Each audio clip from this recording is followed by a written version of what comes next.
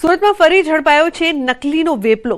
ચહેરા પર લગાવવાની નકલી ક્રીમ બનાવતા ત્વચા પરથી કાળા ડાઘ દૂર કરવાનો દાવો કરતા ડુપ્લિકેટ સ્કિન ક્રીમ બનાવી વેચવાનું કારખાનું। હલકી કક્ષાનું ક્રીમ પ્લાસ્ટિકની ડબ્બીઓમાં ભરતા ડબ્બી પર અસલી કંપનીનું સ્ટીકર લગાવતો હતો। શાશ્વત પ્લાઝામાં દુકાનમાં ચાલતો હતો આ વેપલો ઓનલાઈન ફ્લિપકાર્ટ પર વેચાણ પણ કરતા હતા।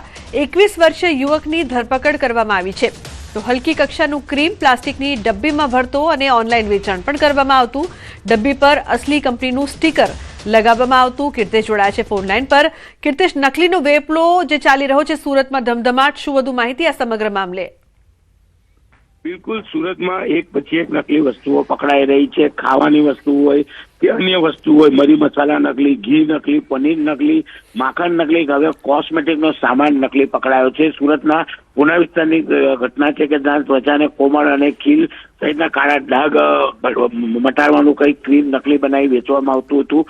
આ ડુપ્લિકેટ કારખાનું લાંબા સમયથી ચાલતું હતું। 21 વર્ષનો યુવાન કહી શકાય સાતેશ્વર પ્લાઝામાં બીજા માળે દુકાન માં આ નકલી વસ્તુનો વેપાર કરતો હતો। આ નકલી વસ્તુઓ ઓનલાઈન પ્લેટફોર્મના માધ્યમથી વેચાતી હતી। જોકે સમગ્ર ઘટનાની જાણ પોલીસને થતા પોલીસે આ મામલે દરોડા પાડી આ યુવકને લાખોના મુદ્દામાલ સાથે ઝડપી પાડ્યો છે।